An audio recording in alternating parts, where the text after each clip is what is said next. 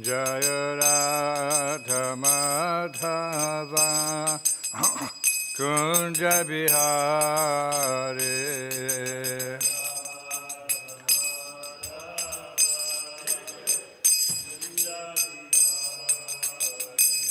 Jaya Radha Madhava Kunja Bihari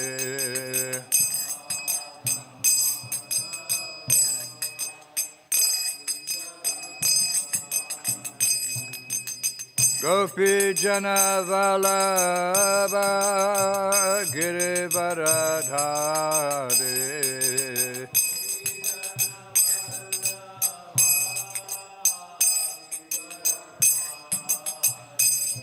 Gopi Jana Vallabha Girivaradhari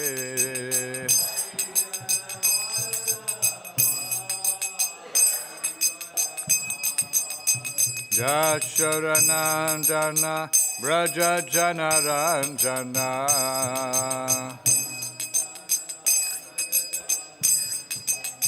Yashodanandana Braja Janaranjana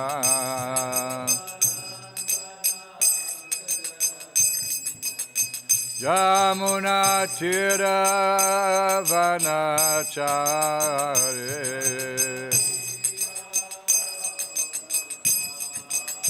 Yamuna Tira Vanachare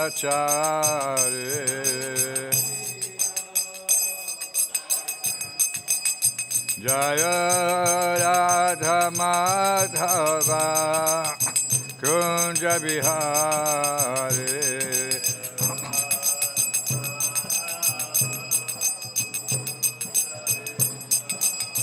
Jaya Radha Madhava Kunja Bihari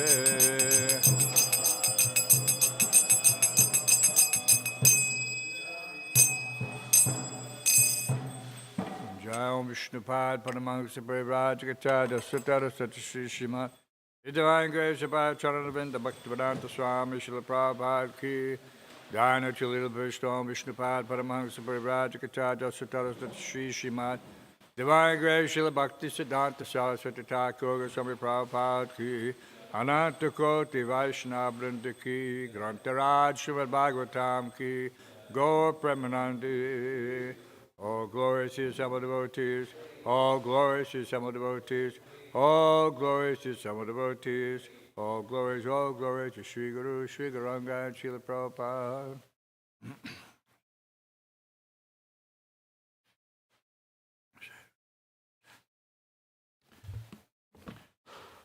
Continued reading from Srila Prabhupada Lilamrita. And although it's winter in New York, it's still summer in Montreal, which is the title of this chapter.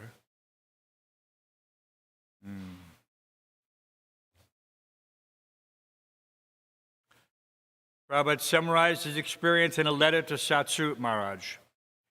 Yes, I am getting good opportunities to meet here several learned scholars. Last night we had a meeting in the house of Mr. Abdul Rabi, and there were some university professors and a Dr. Abbott, a Dr. Macmillan, and many others. 2 clergymen were there with their wives. One, Father Lenais, was without a wife. So there was a very good discussion, and by the grace of Krishna, I was able to give them some impression of this philosophy, that it is nicer than anything. Professor Abdul is Mohammedan, and he is writing a thesis of Sufi religion. And he was also impressed. Unfortunately, I had to eat there, but I accepted a little fruits only while they were eating all sorts of nonsense. But at least they did not drink.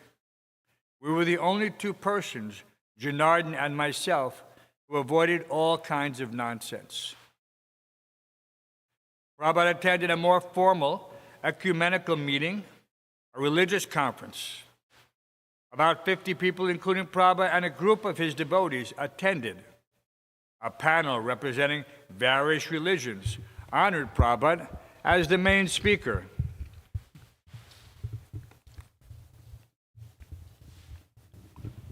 as well as a member of the panel. Prabhupada lectured after the speaker.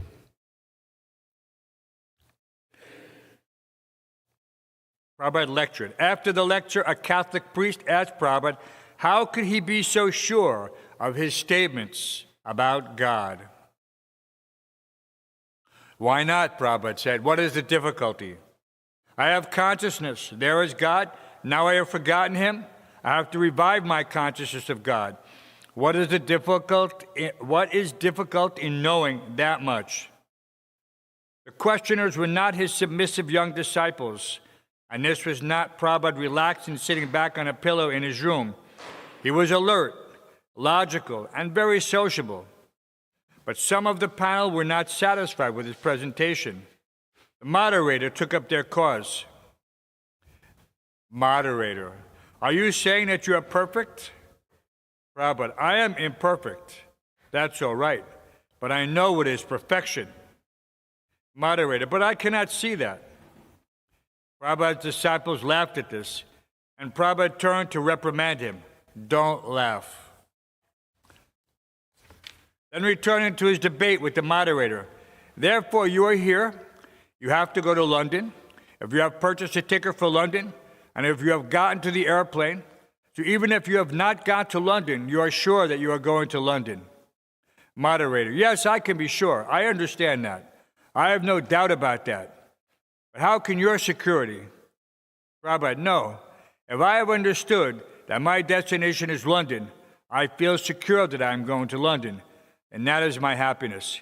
Moderator, so you are completely happy? Prabhupada, yes, because I know that if I go to London, I will be happy, and I am going there. Moderator, but you're not in London yet. Prabhupada, that's all right. Prabhupada raised his voice confidently. I have already told you that when you purchase a ticket and you understand that you are surely going to London, that is happiness. Moderator, but then there is no question. Prabhupada, what is this? My destination is London. Why then question? There's no need of question. Moderator, well then why a conference with men of other religions? The other panel members listened intently as the moderator pursued a line of argument many of them empathized with. They wanted to see Prabhupada defeated. Prabhupada, that conference is used to consult together that London is the destination. Moderator, but then you know the destination. Prabhupada, right. Moderator, the idea that you have behind your mind is to tell other people where that destination is. Prabhupada, yes. Moderator, not to search for it with them. Prabhupada, no, I don't say search. I have already searched out. Moderator, yeah, so then I feel myself that this is not a conference. Somebody's trying to get into the conference. Prabhupada, then if I've got some good news to tell you, it is not conference? Prabhupada's disciples burst into laughter despite themselves. This time, Prabhupada did not check them. He was too busy, too alert with the debate, as several persons started talking at once. Panel member, as far as you are concerned, it may be London. As far as I'm concerned, it may be Paris or Hawaii. Prabhupada, no. Then we have to consider where is real happiness, whether it is in Hawaii or in Paris. Moderator, but if you are not willing to concede. The moderator could not help becoming accusative in his tone, that it is not London, and if I say I am not going to that place. Prabhupada, that is going on. There are innumerable planets. In the Bhagavad Gita, it is said, Yanti Deva Prata Devan Pitranyanti Pitri Prataha. So if you think that London is not good for you, Paris is good for you, then it is good for you. Another panel member with a German access. Well, therefore, conference is all useless. Prabhupada, no. If you don't agree, if you do not understand what is the highest goal, then conference is useless. If you keep yourself to the understanding where you are, then there is no need of conference. Several persons, some on the panel and some even in the audience, began to speak at once in protest of Prabhupada's remarks. Prabhupada, that is conference. I want to convince you that London is the real place of happiness. Moderator, but I think that I know better than you. Prabhupada, you may think, but you have to be convinced that your thinking is wrong. Prabhupada, moderator, or maybe I can convince you that your thinking is wrong. Prabhupada, that's all right. Therefore, conference is required. Prabhupada began to laugh. Finally, everyone laughed, and the tension that had been building to animosity relaxed.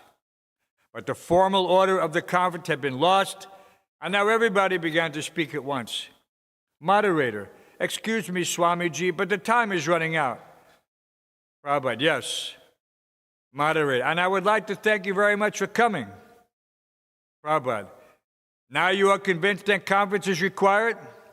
Moderator, yes. Prabhupada, you have to convince me, and I will have to convince you. Moderator, and I think that's true. These confrontations, these listenings lead to further understanding. The program ended, and the crowd began dispersing, talking among themselves, moving out into the summer evening. The moderator, still intellectually piqued by Prabhupada's brand of ecumenicity, approached Prabhupada amid the crowd, moving toward the exit. Ecumenicity.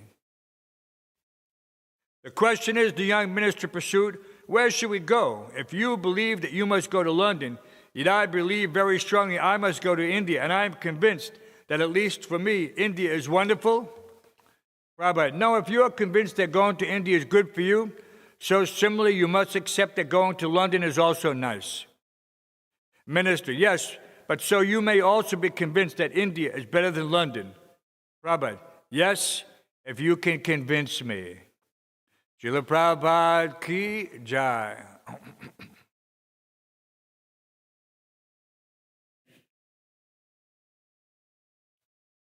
Prabhupada does end here, and this is important.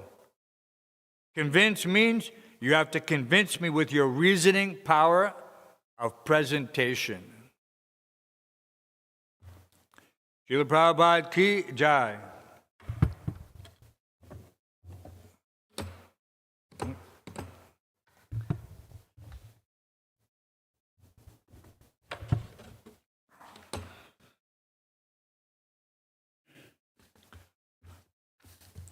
Om Namo Bhagavate Vasudevaya. Om Namo Bhagavate Vasudevaya. Om Namo Bhagavate Vasudevaya. Reading from Srimad Bhagavatam, 4th Canto, 13th chapter, texts 8 and 9, chapter titled The Descendants of Dhruv Maharaj, texts 8 and 9. Excuse me? Yeah, we read the Prabhupada tape. I don't think we did the class. Oh, because we had a Prabhupada tape we skipped? I think so. Well, how many did we skip? The last class was your CC yesterday, didn't you?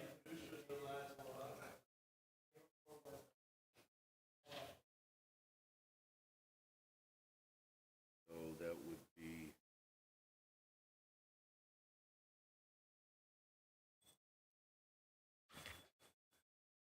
Well, there's a short purport in 5, one sentence. 5 through 7. I think 7 has the more substantial one. 7 has a purport, and then 8 and 9 has a purport. Right. Those verses weren't read, 5 through 7. So I'll do them all.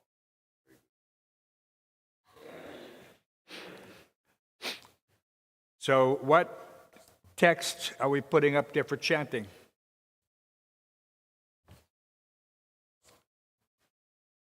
Maharaji, who's controlling? Maharaji's controlling? You put 7 up?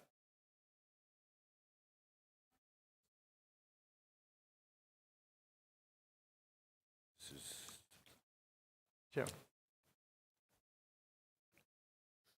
Well, I'll do both, because otherwise it's going to keep going like that. So I'm going to do 7, 8, and 9.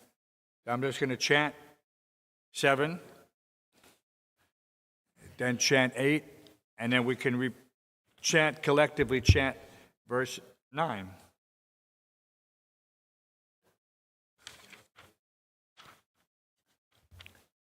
Text 7. Sa janmano pasantatma nishanga samadarshana dadarsha loke vitatam atmanam lokam atmani. Translation and purport by His Divine Grace, A.C. Bhaktivedanta Swami Prabhupada. From his very birth, Utkala was fully satisfied and unattached to the world. He was equipoised, where he could see everything resting in the Supersoul and the Supersoul present in everyone's heart. Purport by Srila Prabhupada. The symptoms and characteristics of Utkala, the son of Maharaj Dhruva, are those of a Mahabhagavat. As stated in the Bhagavad Gita, 6.30, Yoma Pashyati Sarvatra Sarvang Cha Mayi Pashyati. A highly advanced devotee sees the Supreme Personality of Godhead everywhere, and he also sees everything resting in the Supreme. It is also confirmed in the Bhagavad Gita 9.4, Maya Tata Idang Sarvam Jagat Avyaktamurtina.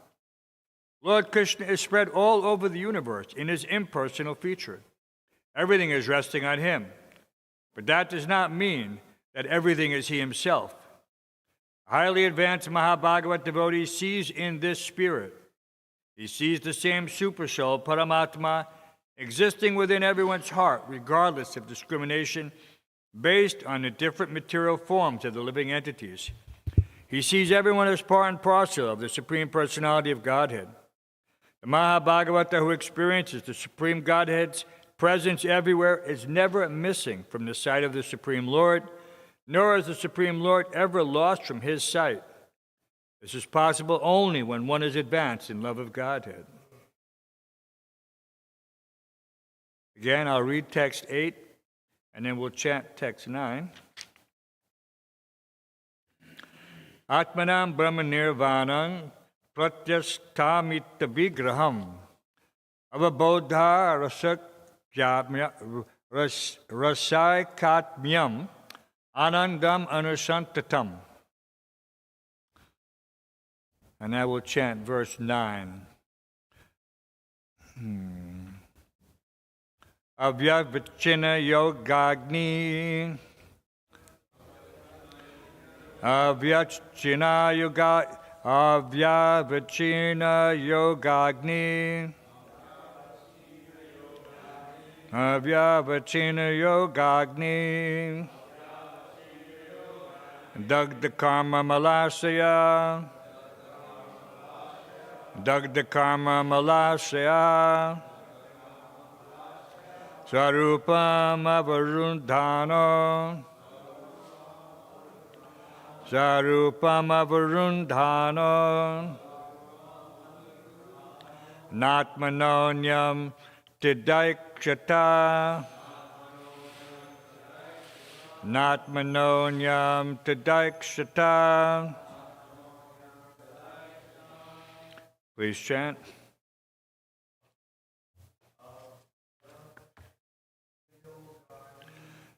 Avyatsinaya Gadagni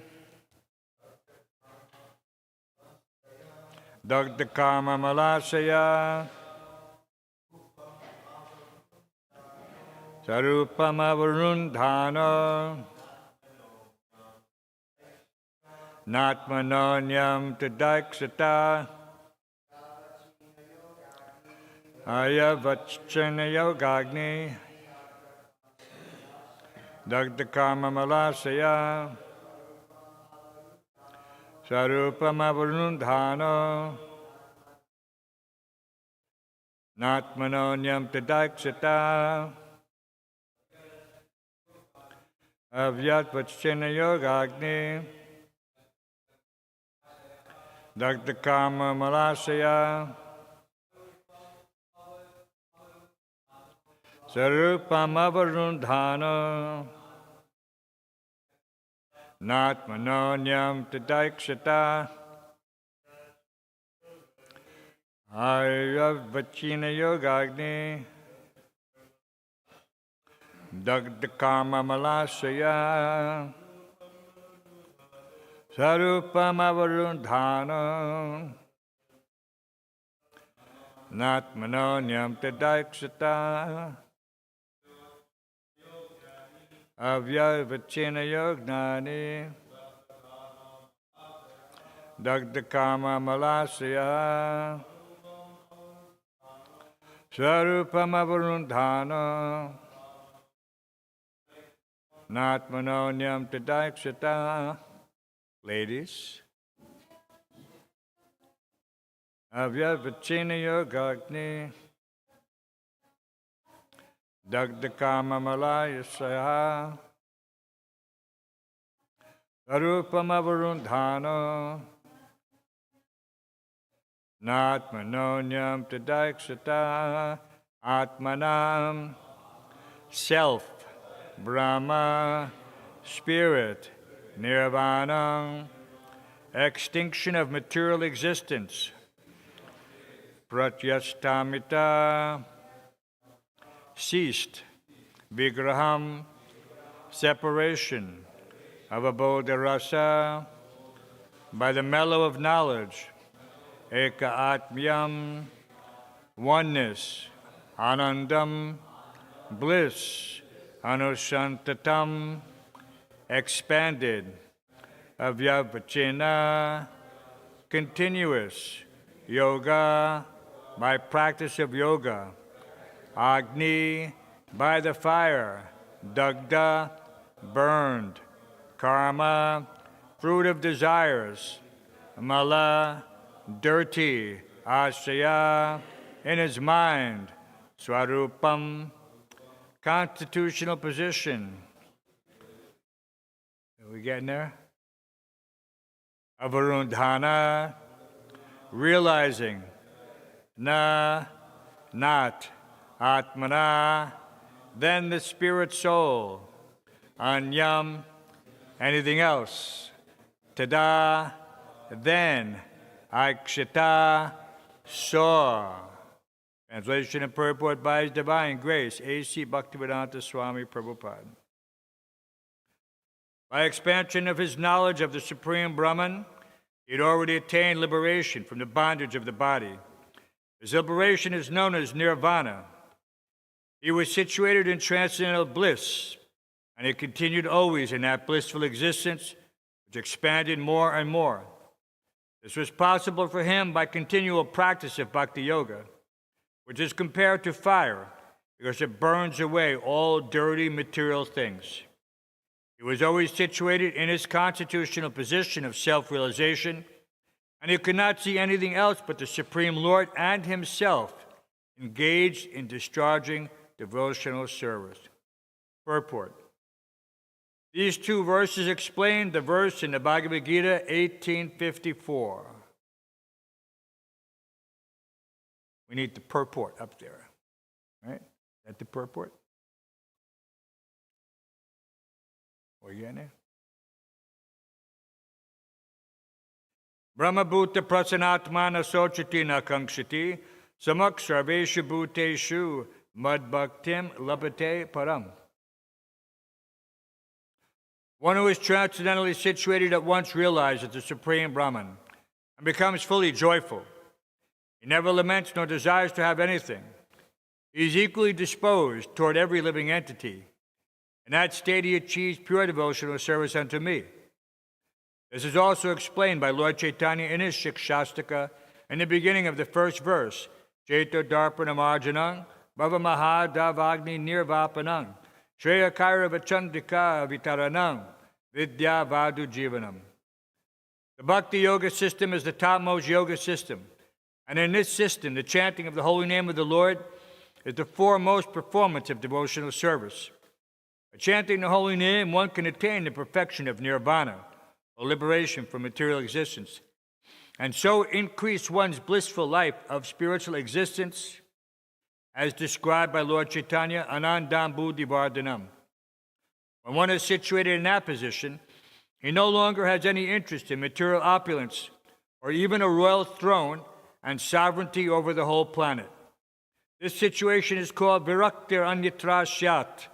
It It is the result of devotional service. The more one makes advancement in devotional service, the more one becomes detached from material opulence and material activity. This is the spiritual nature, full of bliss. This is also described in Bhagavad Gita 259, Param Drisva Nivartate. One ceases to take part in material enjoyment upon tasting superior, blissful life in spiritual existence. By advancement in spiritual knowledge, which is considered to be like blazing fire, all material desires are burned to ashes. The perfection of mystic yoga is possible when one is continuously in connection with the Supreme Personality of Godhead by discharging devotional service. A devotee is always thinking of the Supreme Person at every step of his life. Every conditioned soul is full of the reactions of his past life, but all dirty things are immediately burned to ashes if one simply executes devotional service. This is described in the Narada Pantaratra, Sarvopari Vinir Muktam Tatpara Tvena Nirmalam.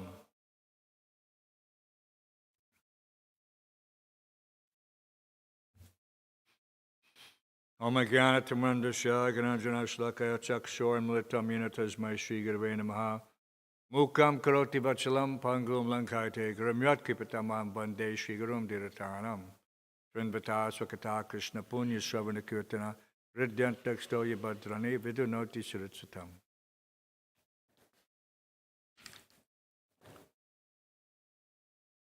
So now that we're all caught up, Monday they can begin on text 10. So Prabhupada makes it very clear that in the purports leading up to this, that these topics would not be included in the Srimad Bhagavatam if they were not important. Sometimes it gets a little bit dense in information when we start to go through the genealogy, the list of who's who. This person, the son of this person, married to the daughter of this person, and on and on and on. One devotee, maybe you've seen up in the ashram sometime, he actually printed out on a professional printer, a plotter. It's called a plotter. It was so big, when you unroll it, it's, I think, 10 feet long and about 2 feet high. And that's the names of everybody. All of from the beginning of creation down to the present afternoon in the day of Lord Brahma. All the personalities. So just like and we can imagine, Prabhupada has familiarity. So when he's speaking in this conference, devotees understand Prabhupada's depth of knowledge. But these casual attendees, they have no idea of the nature of the Vedic library. And so they're asking questions from a neophyte perspective, less than a neophyte perspective. And so there's Prabhupada being very patient with them because he understands that this ignorance is a type of innocence. It's not that they came to hear. They arranged the conference. So it is not that they're outwardly inimical. But you can see that when someone challenges or someone is challenged, his conception, his whole life is based on that. Immediately there's a visceral response. Because once that bubble is pierced, that paradigm shifts, then they have to make a decision. Just as everyone who comes to Krishna consciousness at some point made that decision. That this is the absolute truth. And so we're interested, and what we're reading here is no less of the absolute truth, although it may appear to be a narration of genealogical information. But this is just to emphasize what this reality consists of. That someone is thinking that this is, like they go in briefly in the Bible, there is some genealogy. Who is the son of this person? Who is the son of that person? And it goes on. But it's abrupt, and it's not complete, which is an indication of the evam parampara praptam, imam rajasya vidu. This science, as it is, appears to be lost. But from our perspective, no. But that is something that we have acquired. And therefore, we're in the process of giving others the opportunity to be introduced to this information and to gradually acquire the realization that this careful studies will produce. And it's just like if you give someone an infection. Gradually, the result of that infection will manifest the symptoms. So the whole material world is infected with Maya. And this is the actual cure. And in so many places, in so many ways, it is presented like that. This knowledge is the epitome of the highest level of medicine that can be applied within the material world. And having come in contact with this and remaining in contact, just like we see it's a fashion for people to every year get a flu shot. Very terrible habit. If it didn't work, why would you take it again?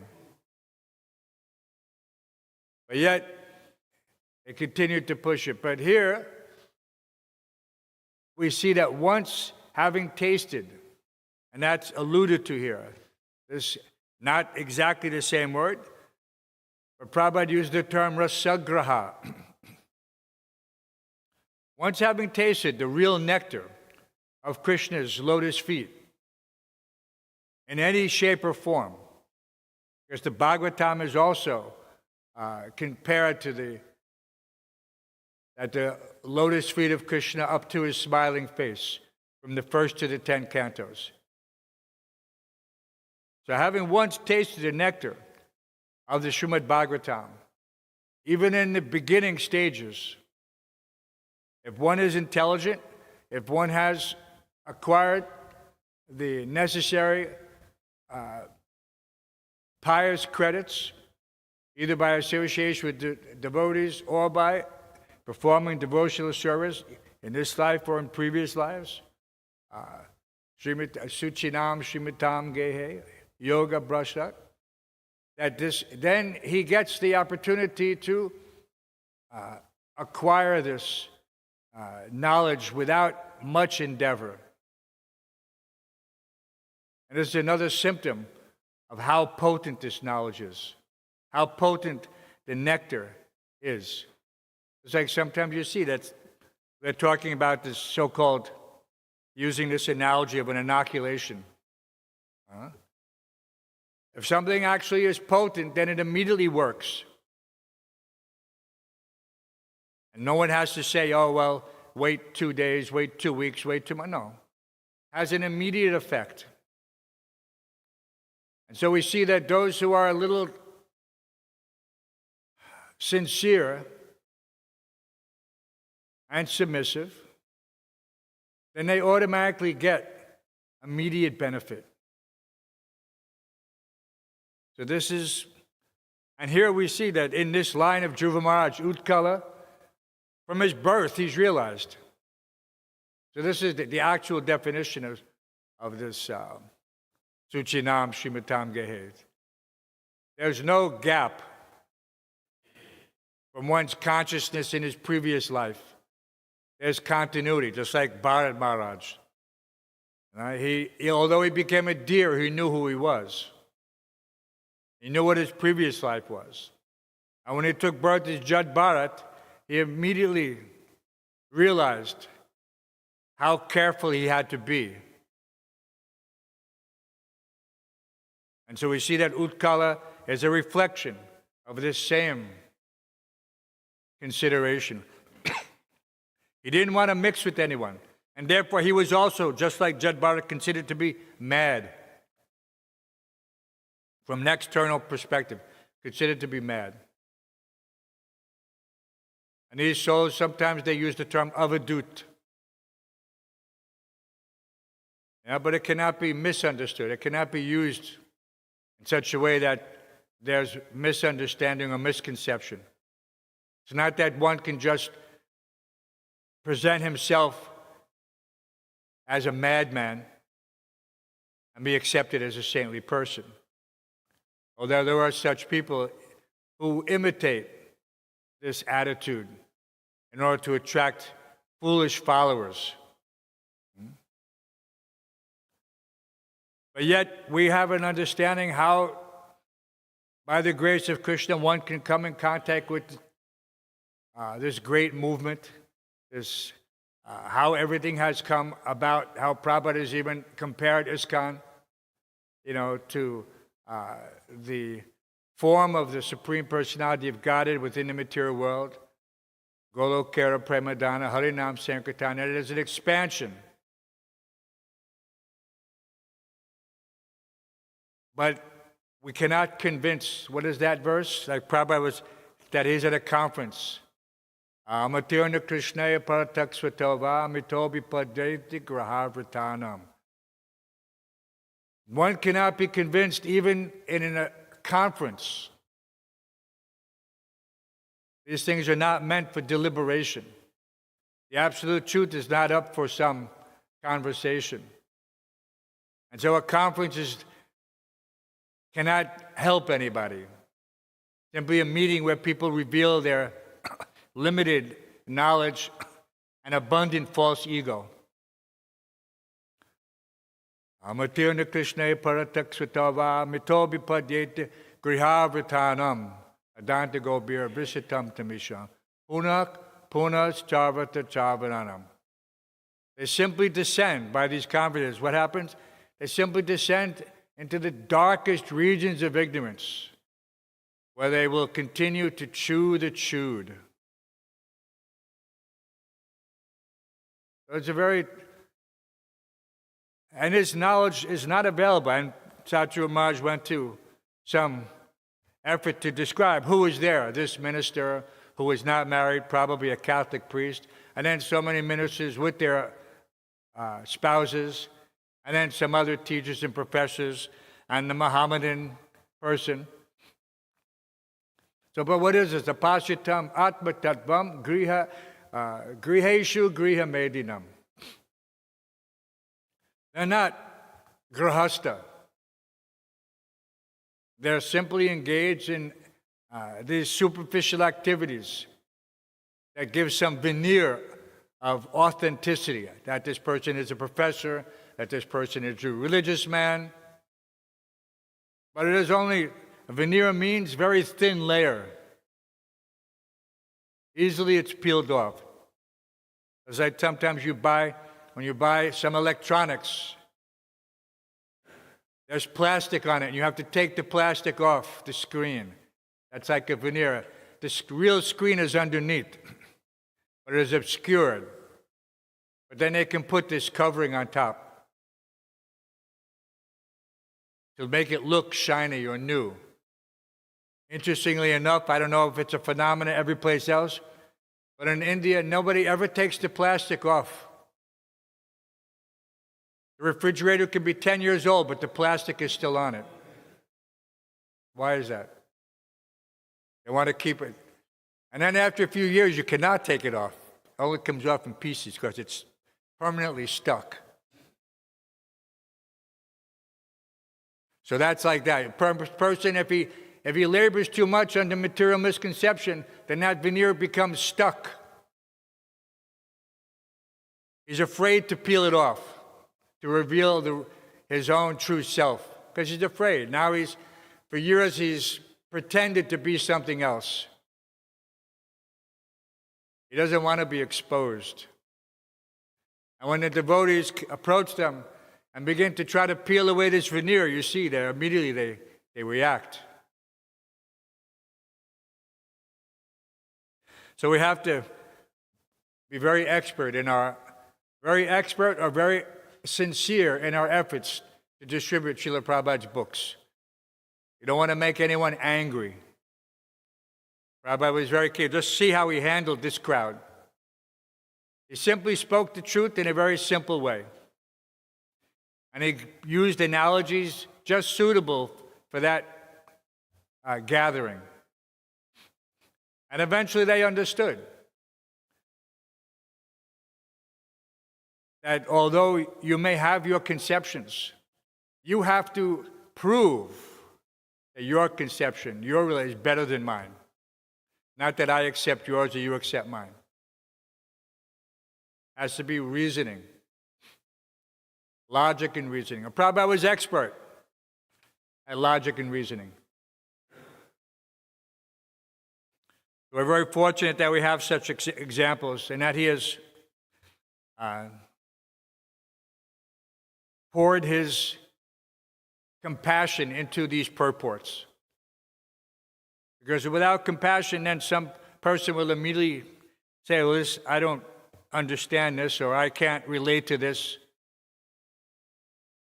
Prabhupada pulls you along, sentence by sentence, purport by purport, until you get to that point where you get the realization that, yes, this person is the suitable messenger of Godhead who can lead me.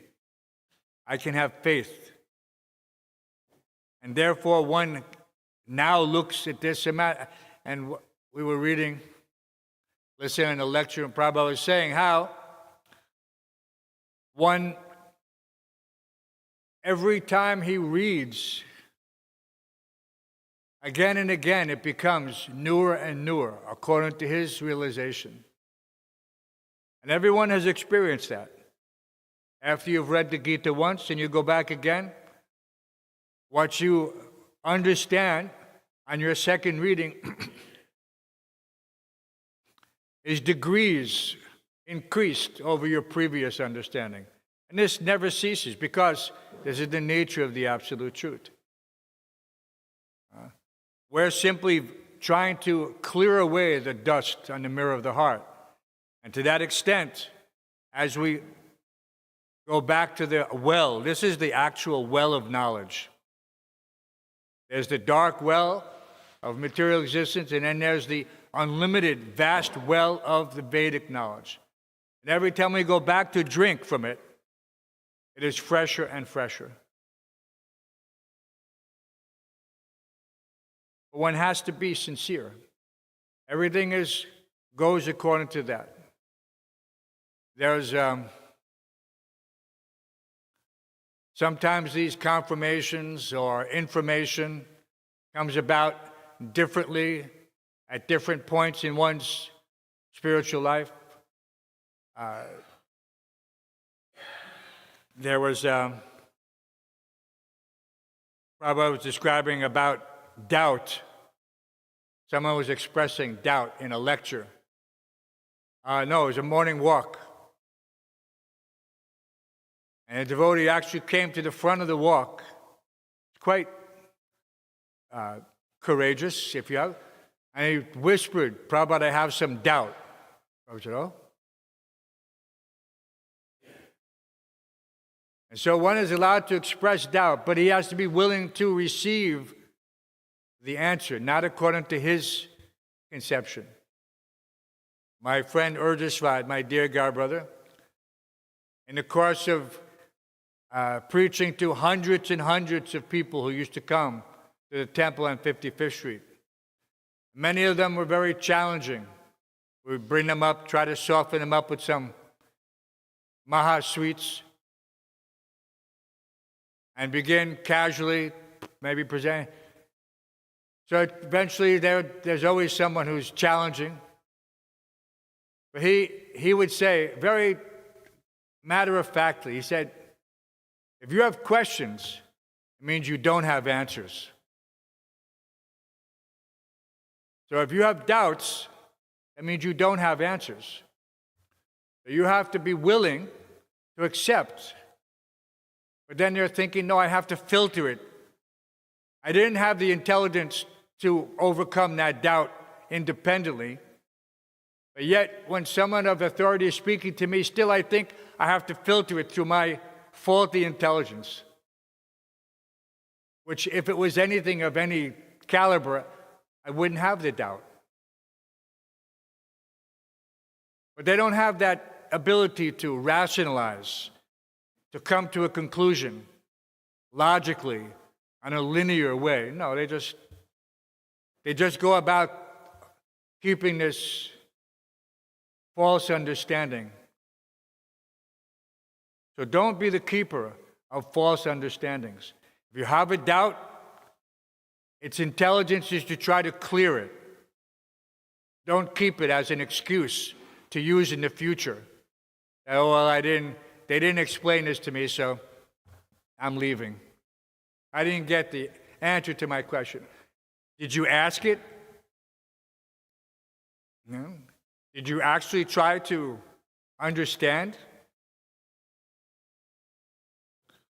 So just like knowledge is dense, sometimes people are also dense. And that's not a compliment.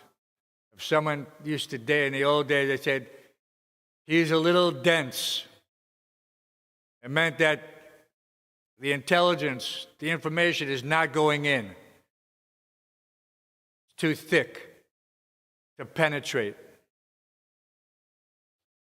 So we don't want to have that false ego density, because that's what density is.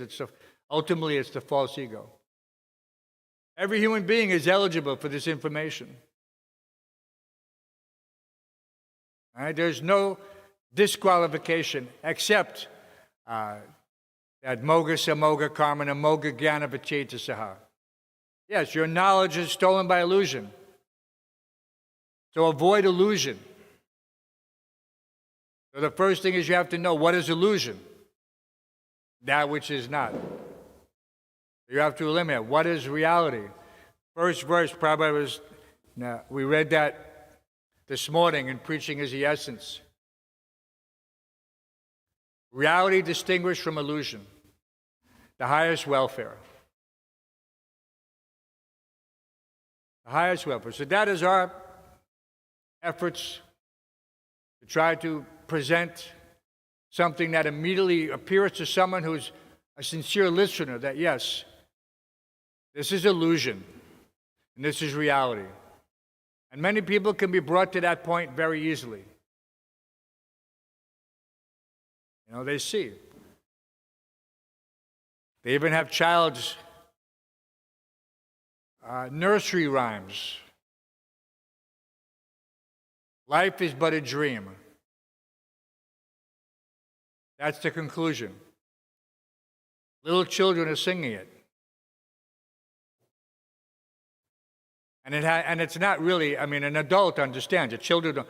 Row, row, row your boat gently down the stream. What is that boat? That's life. You're the passenger.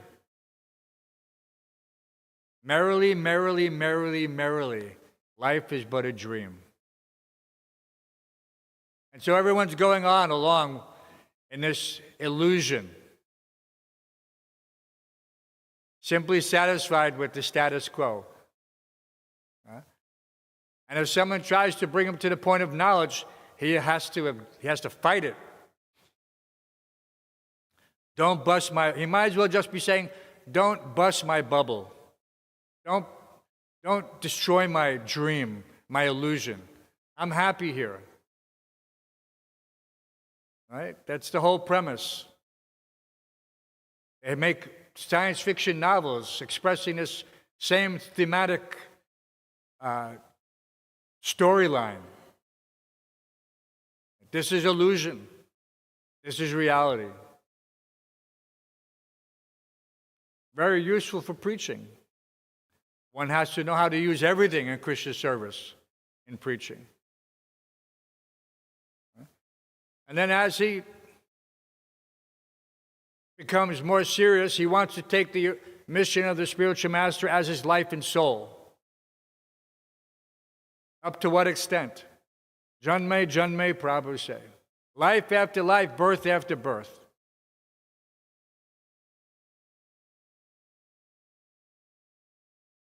We know that the Goswamis and their disciples, they express the highest sentiments in these intimate songs and presentations, and even more so in the plays that the Goswamis wrote. Very intimate. But in their bhajans and their kirtans,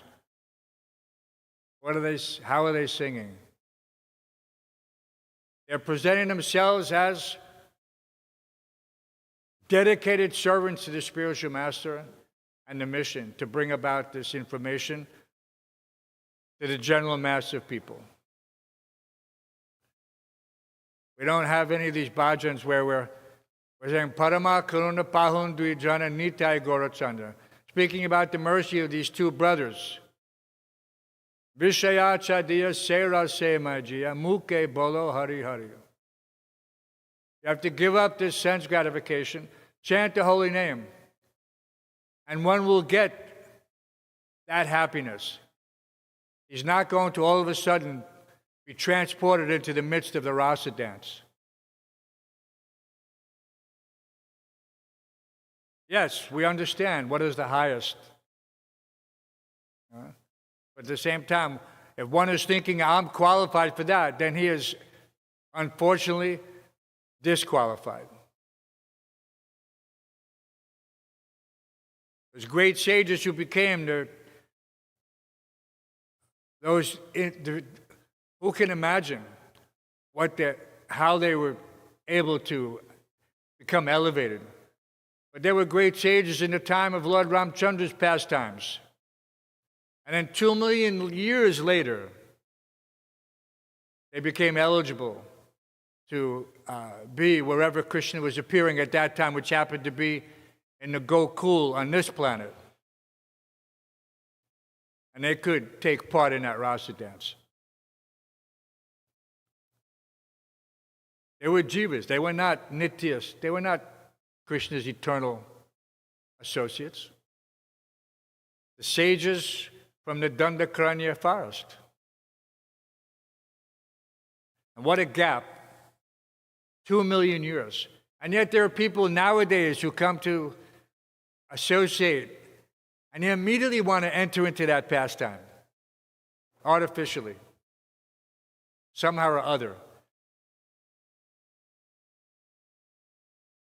But I can, with some confidence, state that the sages in Lord Ramachandra's pastime were not discussing the Rasa Leela that was to take place in 2 million years. No. They were there discussing the absolute truth, just like the sages in Naimisharanya.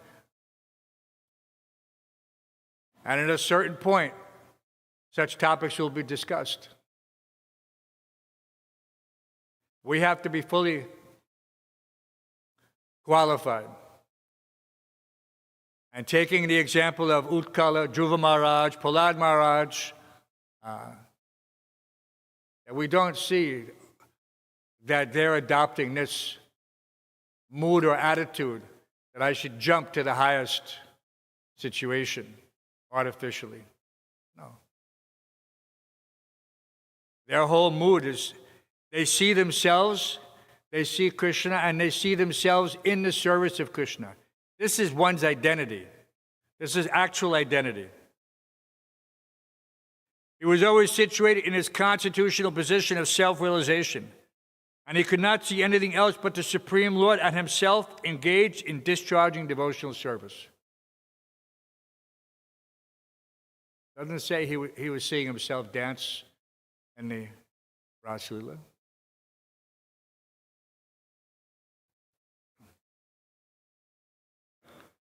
So sometimes dreams have an interesting way of presenting, one's particular proclivity or state of mind. So and it's not a doubt, and if it was a doubt, it's no longer a doubt. And I was hearing that, we're discussing and reading Lamet all the time and talking about the upcoming 60th gala to be held in New York City the end of July in 2026. And I've invited Hari Sari Peru and others to go to the Rath Yatra prior to that, and hopefully they'll be able to attend as well. But Hari Sari Peru, and we're reading in the Transcendental Diary, he had very intimate association with Srila Prabhupada up to the very end. Right?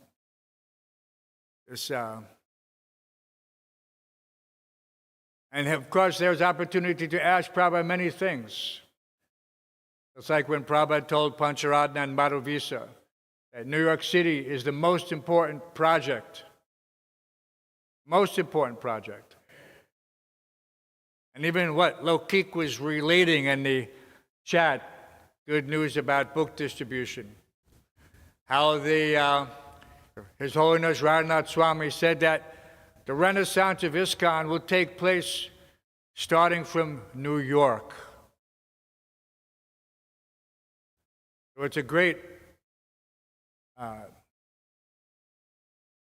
opportunity for everyone to take part in something that very few people can even comprehend. It's like if we said, you have an opportunity to go back in time to be on Lord Chaitanya's Sankirtan party. Everyone would jump. But here we have the pure devotee, the Senapati Bhakt, the commander-in-chief of Lord Chaitanya, who personally came to bring this great movement to the Western world. So how this understanding should be clear, to us at least, how important it is to present this. But sometimes still people thinking, well, there are so many nice places. I could be in Vrindavan, I could be in Mayapur, I could be this place up in the Himalayas, taking bath in the Ganges or the Jamuna every day. But then, in my dream, I heard Hari Sari asking Prabhupada a question. He was asking many questions. But one question is, should Hansarupa come to Vrindavan or should he stay in New York? Prabhupada said, no, he should stay in New York.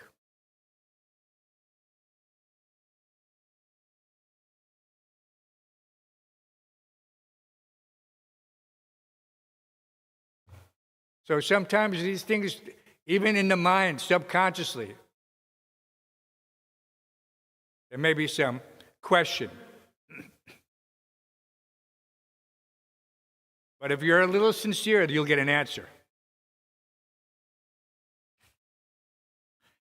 Any questions, comments, concerns, realizations anyone would like to share? Shall we read again that last part of that text? We'll read the whole translation. By expansion of his knowledge of the Supreme Brahman, he had already attained liberation from the bondage of the body. This liberation is known as nirvana. He was situated in transcendental bliss, and he continued always in that blissful existence, which expanded more and more. This was possible for him by continual practice of bhakti yoga, which is compared to fire because it burns away all dirty material things. He was always situated in his constitutional position of self-realization, and he could not see anything else but the Supreme Lord and himself engaged in discharging devotional service.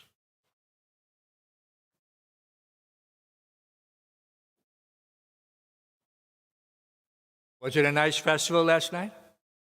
monthly youth festival? Very good. How many attendees?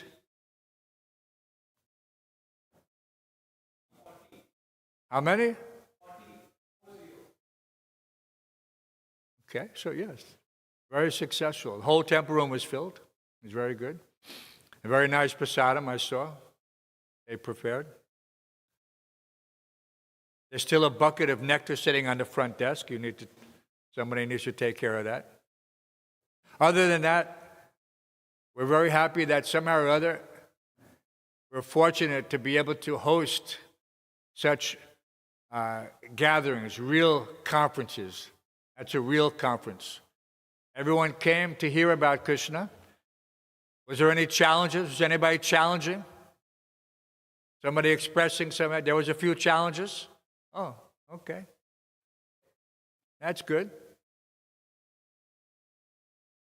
They Mayavadi or just some other persuasion? What? I see. Okay.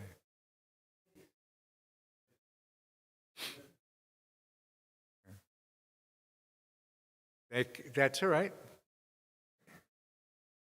We're meant to present this message. The whole idea about, and we don't label each other like this, but Kanishta Madhyama, one has to be able to present the philosophy with conviction. Conviction means that there's Gyan Big Gyan.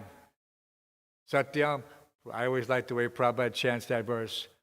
Satyam Socham. He doesn't just say the Brahminical qualities are cleanliness. How's that verse?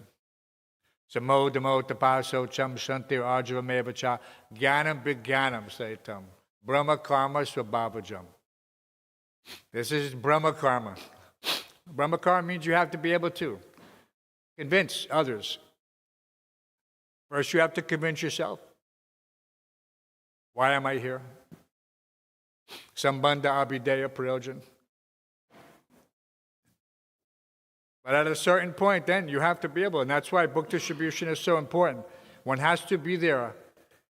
This crystallizes one's internal realizations to that extent that they become solid and unbreakable, and nothing can move you out of that situation. No third party can come and convince you that, no, Krishna is not the Supreme Personality of Godhead. Actually, it is this whatever, some false idea. And you can see how fragile these other philosophies are.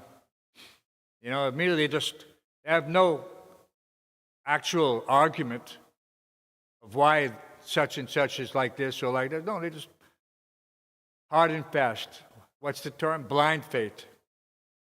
So we should not be also in that category of blind faith. That, oh, you know, because, no. Should be able to, and it has nothing to do with presenting the Krishna as the Supreme Personality of Godhead, but expressing the ability to give them the absolute truth so that they come to that conclusion.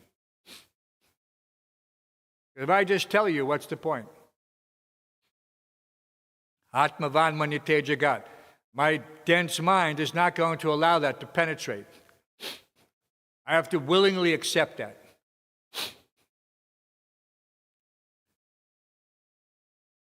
Any other? Mr. Ram Roy? Well, you got to remember, you got to speak loud.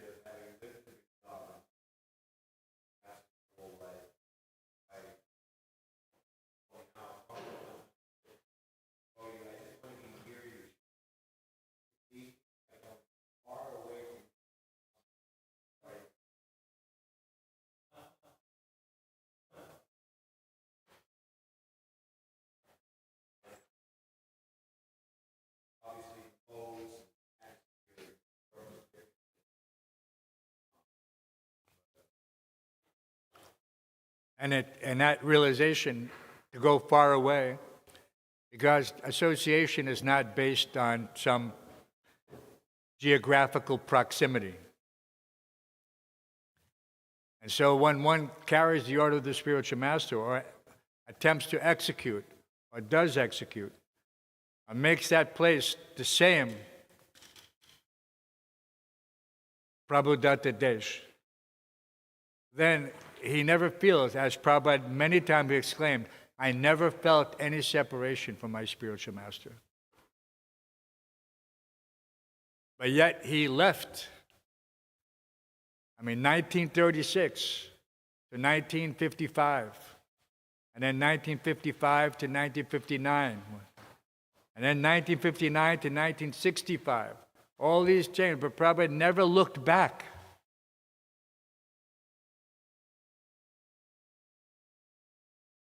And he made the greatest leap of faith when he left Vrindavan. And just imagine what would have happened had he not come.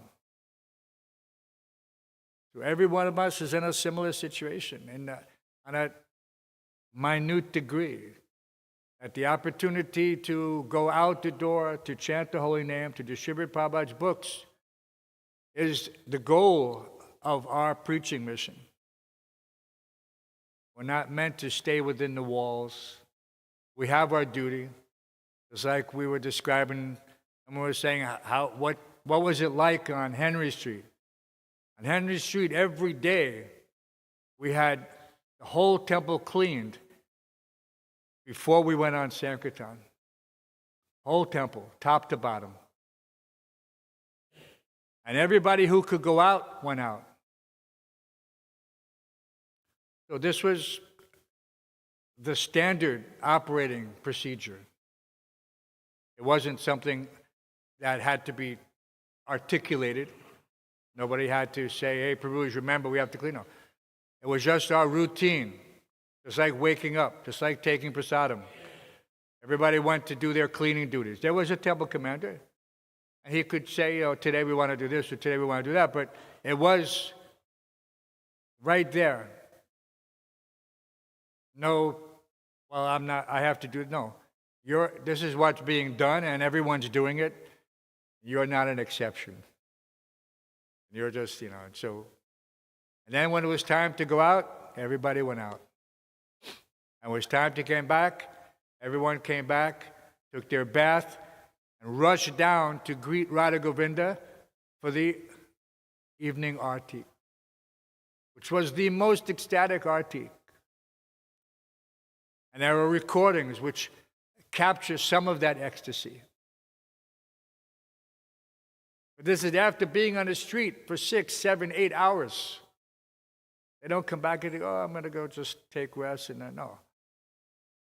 And then after that, go upstairs to the gallery, surrounded by all the art, all the Prabhupada's books, and have hot milk and popcorn, and read Krishna book. And that was our life. Nobody was there checking out their Instagram, this TikTok, this and that. No. Everybody completely absorbed in these congregational activities, the real congregational, the real namhata. So that can be done. In the future, hopefully, there'll be some, just like this, His Holiness Radhanath Maharaj said about the Renaissance. It's not just a renaissance of one aspect of Krishna consciousness. New York has the capacity and the latent potency to bring about this second revolution within the Western world. So we have to take seriously what the mission here is. And yes, someone may be thinking, this place is better for me, this place is better for me. One should carefully consider how I can please my spiritual master, not how I can please myself and do this, do that. How can I please my spiritual master? How is he pleasing his spiritual master?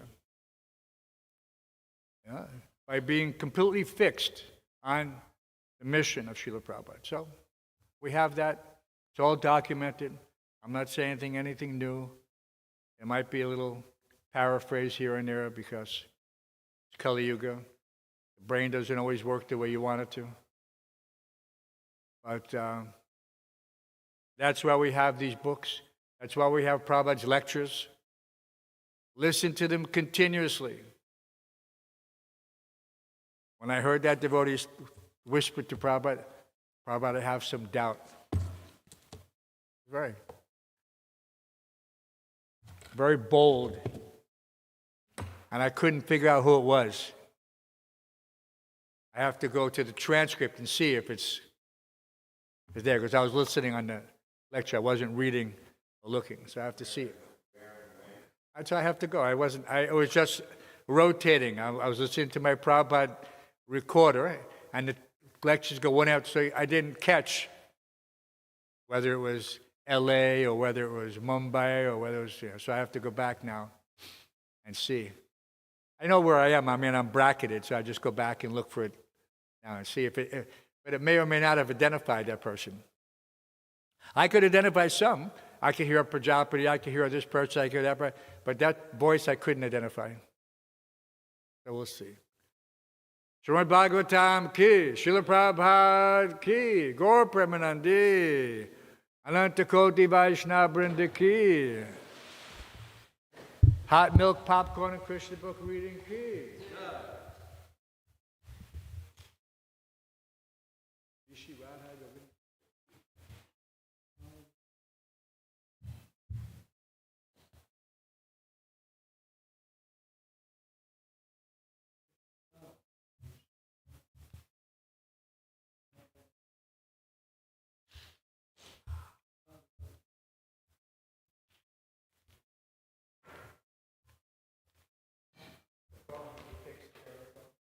Plug it in the shops.